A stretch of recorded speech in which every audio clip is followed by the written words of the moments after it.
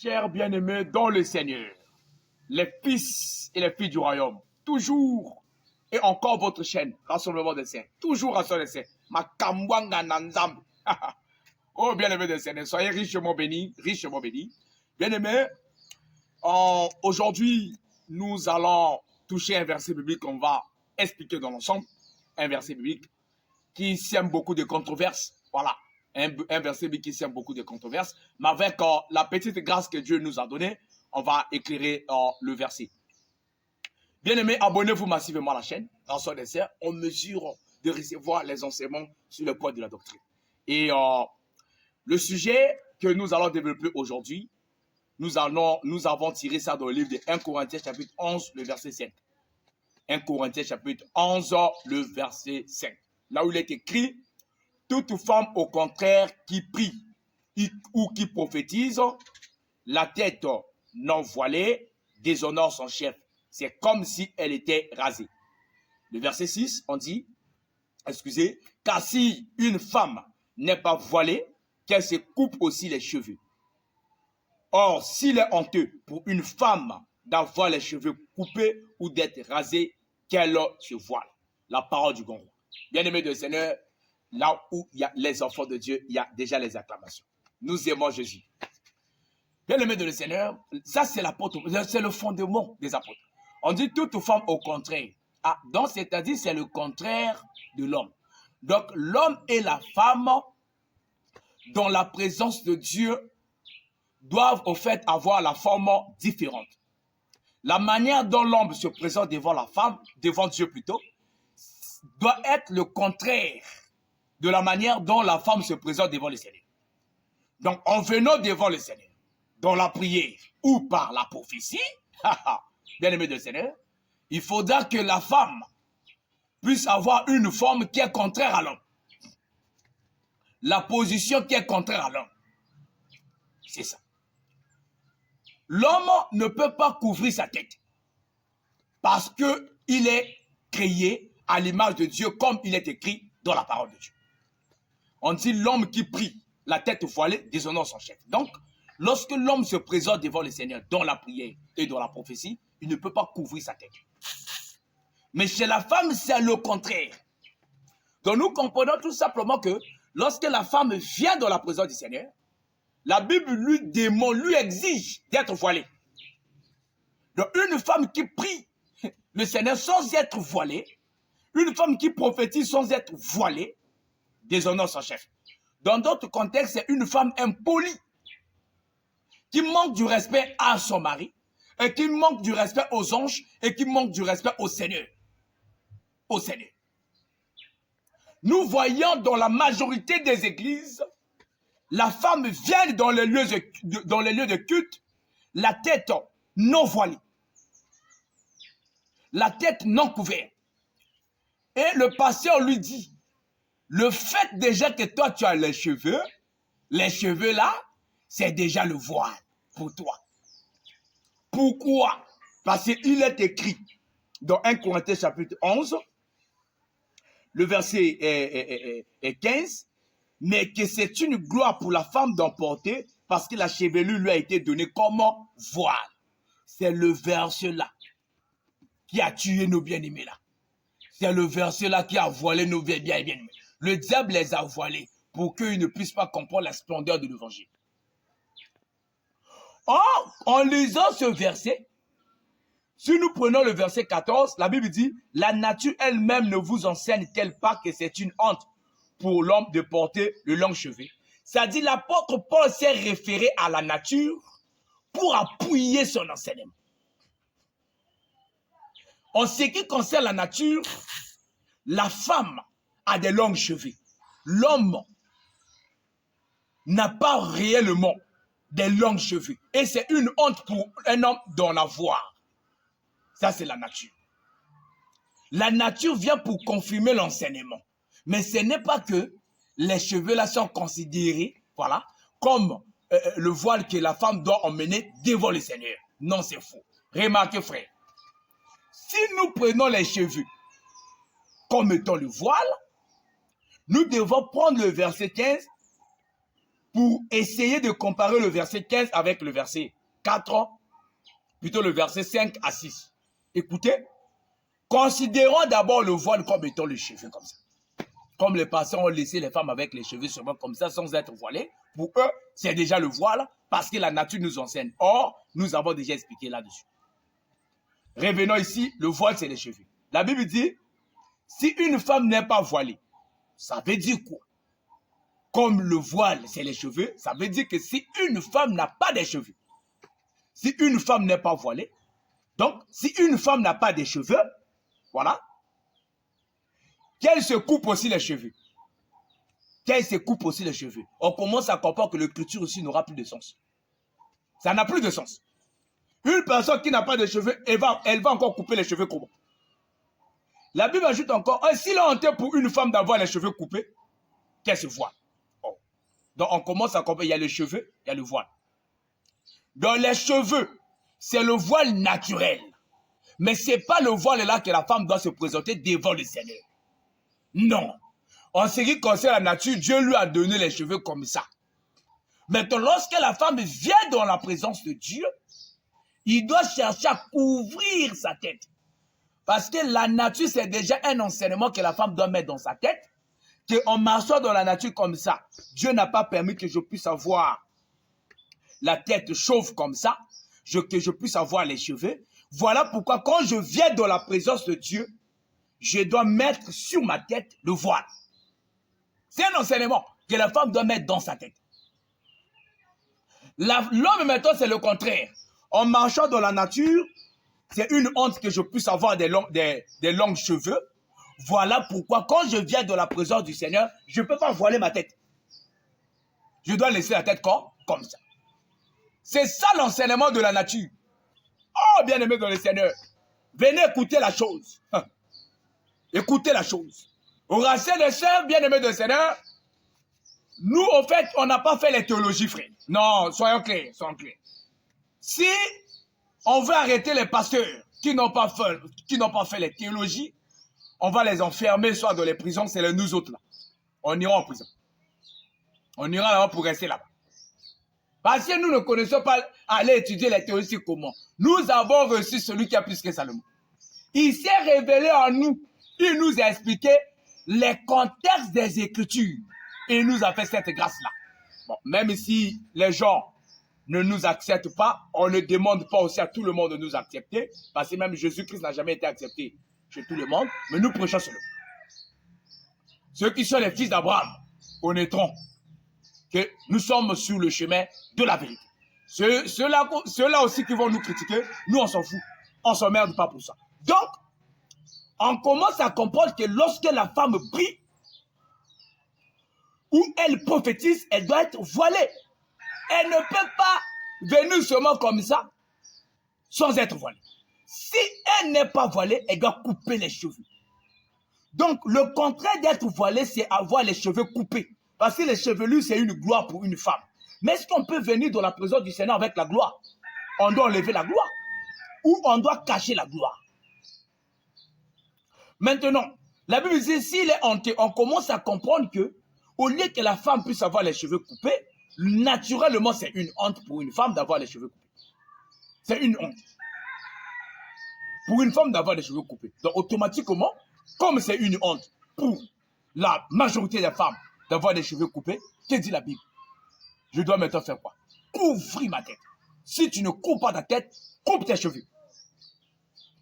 Si tu refuses de couper les cheveux, tu viens avec les cheveux dans la présence du Seigneur, tu es en abomination avec le Seigneur. Vous qui partez prier dans les églises où on vous laisse prier la tête non voilée.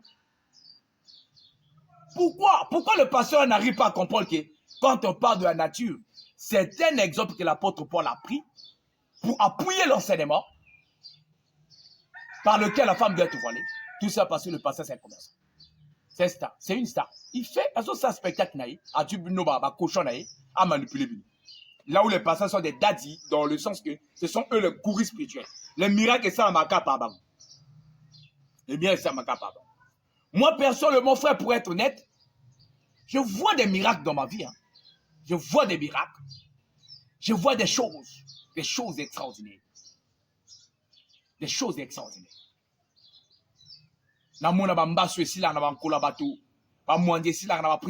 Je vois beaucoup de choses. Mais je vois aussi la prière où tu as prié pour une personne malade. On t'appelle que là, vraiment, la maladie s'est aggravée. Tu pries encore, la personne se retrouve à l'hôpital, on lui donne les médicaments et a Dieu guérison à Bini. Parlant, on comprend que Dieu fait que sa volonté. Dieu promet son serviteur. Tu pries seulement, mais c'est Dieu qui guérit, ce n'est pas toi qui guéris. Dieu fait sa volonté. Ne soyez pas bornés par des miracles. Par des miracles, ne soyez pas bornés. Ne soyez pas bornés par des miracles.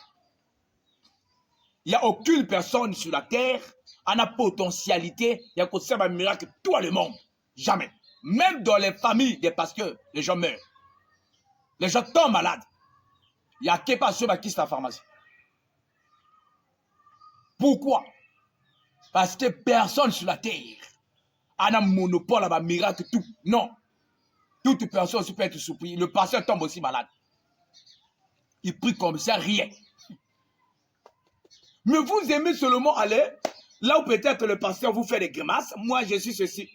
Mais bien aimé de Seigneur, Jésus-Christ est mort et nous a réconciliés avec le Père.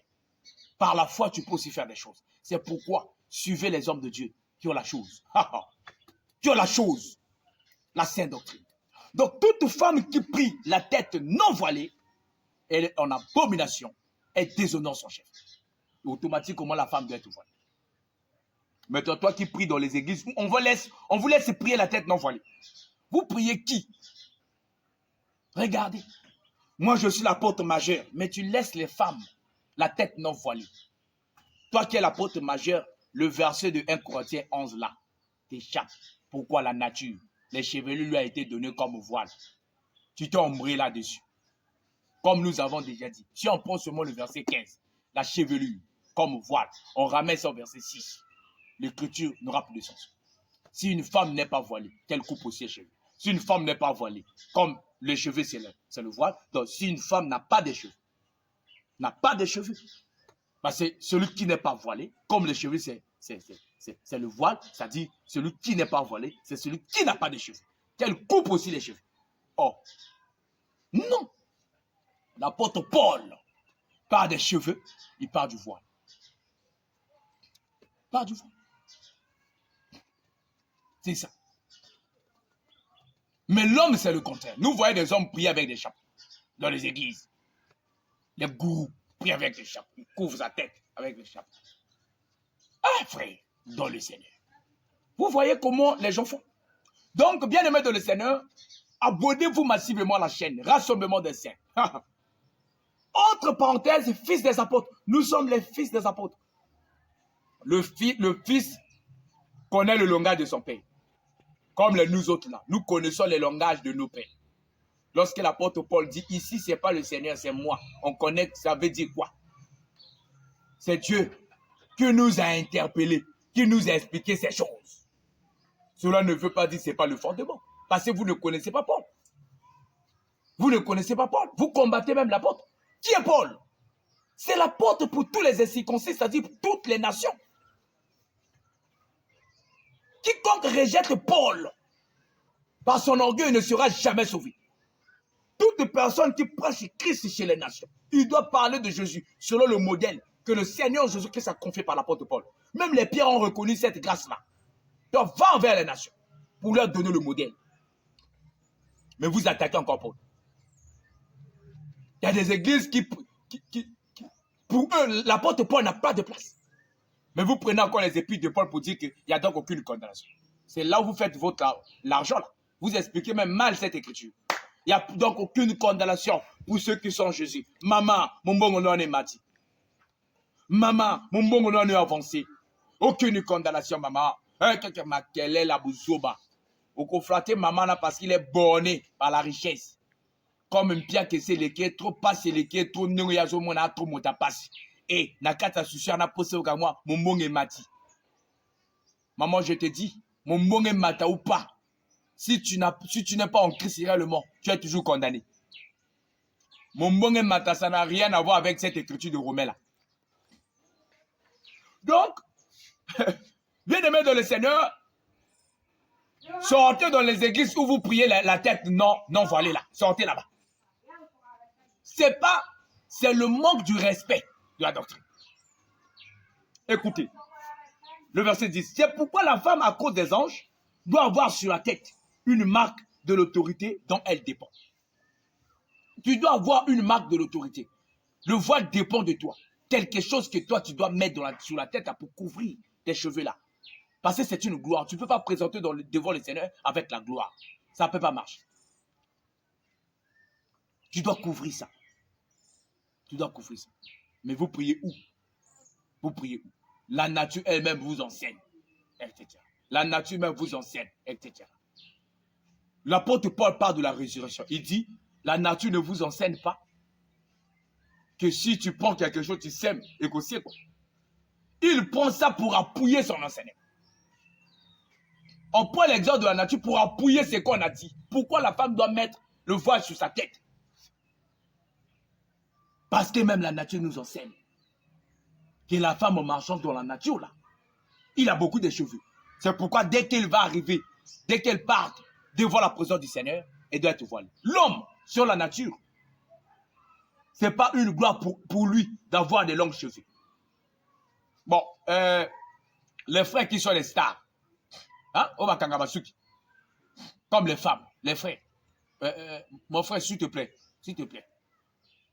Il y a peut-être une grosse star, ton pasteur t'a dit beaucoup de choses, et c'est le talent, etc. Oui, je ne rentre pas d'abord dans ça. Parce que là où je n'ai pas reçu encore l'inspiration, je ne parle pas. Je te donne un conseil. Ça, qui star dans le bain même. Ça, qui star dans ma coiffe. Au ça, qui star, n'a pas su quitter, au Dieu va su quitter, le quoi, moi. Frère. Bien aimé de Seigneur. Et tu vas à l'église pour prier. Vous partez dans vos assemblées là avec des formes bizarres. Non, bien aimé de Seigneur. Donc il est temps d'abandonner les fausses doctrines, de s'accrocher à la saine doctrine pour recevoir le salut de nos âmes. Car la doctrine de Jésus, prêchée par les apôtres, c'est le seul message qui sauve l'humanité. En dehors de cette doctrine, il n'y a pas une autre doctrine qui sauve l'humanité.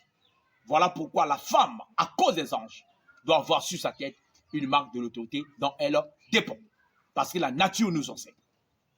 Donc, bien-aimés de le Seigneur, les prophétesses, les mamans qui partent prier dans les églises, là où l'apôtre s'appelle l'apôtre majeur, le prophète du temps de la fin, la tête non voilée. C'est déjà même un signe que votre prophète n'est pas le prophète du temps de la fin, parce que même cette écriture-là, lui-même, il ne maîtrise pas ça. Il ne maîtrise pas ça. Mais il est prophète du temps de la fin. Il y a des prophètes du temps de la fin, après ça se pose au Seigneur. Malachie 3, 5, Malachie peut-être 4, 5 et Nihil Kik. Au moins, je suis Malachie 4, 5. Le prophète du temps de la fin. Qui n'a pas la connaissance même de l'écriture de Malachie 4, 5? Donc, bien aimé de Seigneur, soyez forts, attachez-vous à la sainte doctrine. C'est le seul message qui sauve l'humanité. Tout ce que nous voyons sur la terre, c'est les grimaces des Satan. Un jour, on revenait encore pour parler sur les religions. Parce que c'est un point qu'on ne le saura jamais. Dieu n'a pas plusieurs religions. Une seule religion authentique qui sauve l'humanité. Et cette religion, c'est Jésus-Christ qui nous a expliqué ça, qui nous a emmené ça. Si quelqu'un n'est pas dans la religion de Jésus, il ne peut pas être sauvé. Donc, bien aimé de le Seigneur, respectons la doctrine dans tous les points. Et dans d'autres vidéos, si Dieu nous donne cette occasion, on parlera sur la Sainte Seine. Sur la Sainte Seine. Dieu vous bénisse abondamment.